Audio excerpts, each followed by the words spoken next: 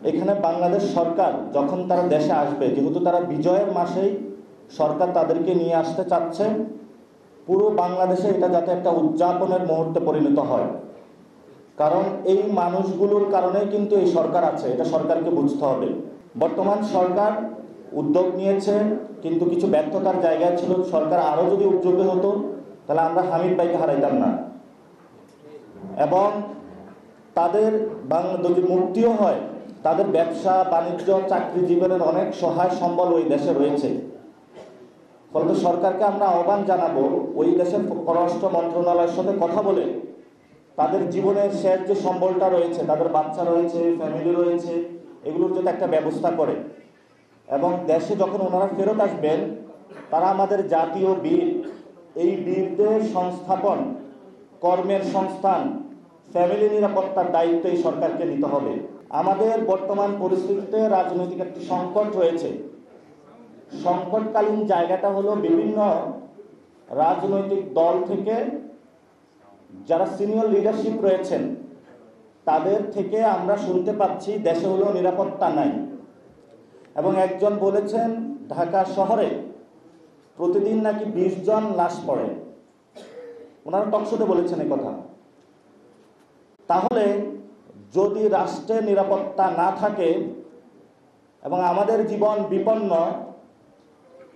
রাজনৈতিক দলগুলো নির্বাচনী কাজে ব্যস্ত, তাহলে গণ অভ্যুত্থানের পরে আমরা একটি স্বাধীন বাংলাদেশ যখন প্রতিষ্ঠা করেছিলাম, সেই স্বাধীন বাংলাদেশে নিরাপত্তার অন্তরায় কারা, এটা ইন্টারনাল শক্তি হতে পারে, এক্সটার্নাল শক্তি হতে পারে।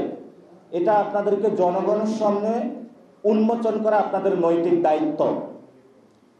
কারণ আমার জীবন যখন বিপন্ন, আপনার জীবনও যখন বিপন্ন, আমাদের সবার জীবন যখন বিপন্ন, কোথায় আসলে আমাদের নিরাপত্তাকালীন ঘাটতি রয়েছে সেই বিষয়টা যারা এই বক্তব্যটা তুলেছেন তাদেরকে স্পষ্ট করতে হবে।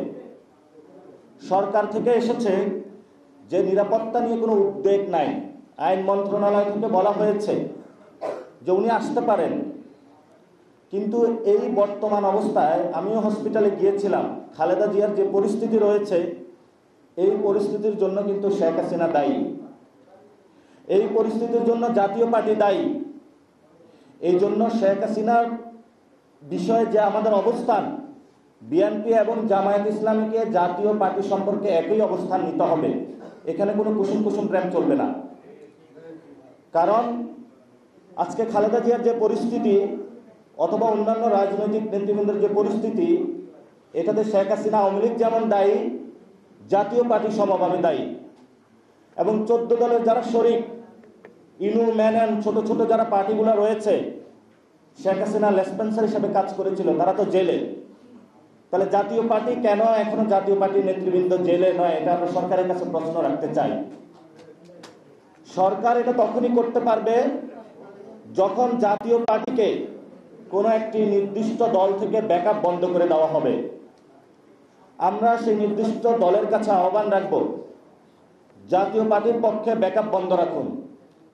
যদি জাতীয় পার্টিকে পক্ষ নিয়ে চলতে চান, তাহলে আপনাদের যে সম্ভাবনাটা আছে এই সম্ভাবনাটা নষ্ট হয়ে যাবে।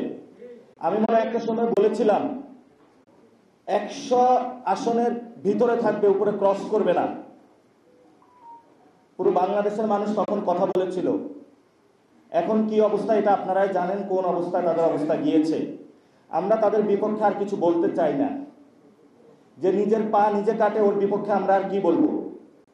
শুধু একটি কথাই বলবো, গণতন্ত্রকে কিভাবে বাঁচিয়ে রাখতে হয় বেগম জিয়া সেটা দেখিয়ে গিয়েছেন।